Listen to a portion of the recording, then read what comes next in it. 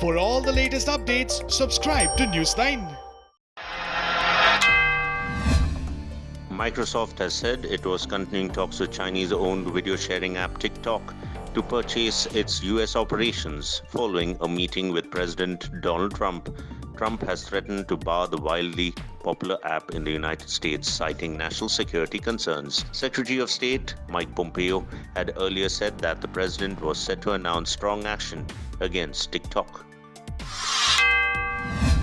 The number of COVID-19 cases recorded worldwide passed 18 million. A million more cases have been detected in just last 4 days. More than half of the world's cases have been recorded in the United States and in Latin America and the Caribbean region. The United States is the worst hit country with 46,57,693 cases, including 1,54,793 deaths, followed by Brazil with 27,33,677 cases and 94,104 deaths.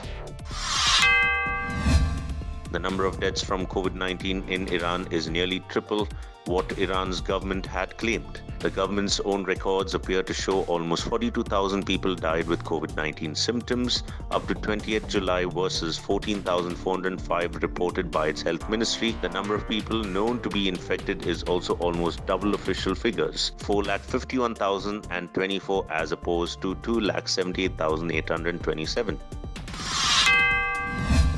The Africa Centers for Disease Control has said the number of confirmed coronavirus cases on the continent is approaching 1 million infections. John Kengasong, Africa's director of the Centers for Disease Control, said that COVID-19 cases in Africa will reach 1 million soon. The country has already reported over 500,000 cases. Militants have stormed a prison in eastern Afghanistan, killing at least 3 people. An attack claimed by Daesh on a jail compound in the Afghan city of Jalalabad.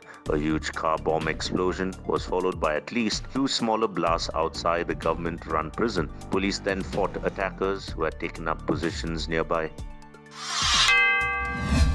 White House COVID-19 experts have said that the United States is in a new phase of the novel coronavirus outbreak with infections extraordinarily widespread in rural areas as well as cities. COVID-19 cases continue to surge in some parts of the country, and the public health officials are trying to work with governors to tailor responses for each state. The relentless death toll is projected to reach 173,000 by August 22nd, according to a new composite forecast from the US Centers for Disease Control and Prevention. That is an average of almost 1,000 US deaths every day for the next 30 days. 11 tennis tournaments set to be played in China this year has been cancelled because of the COVID-19 pandemic. Both the WTA and ATP have had to scrap all their remaining meetings in the country after China's General Administration of Sport announced it would not hold any international sporting events until 2021.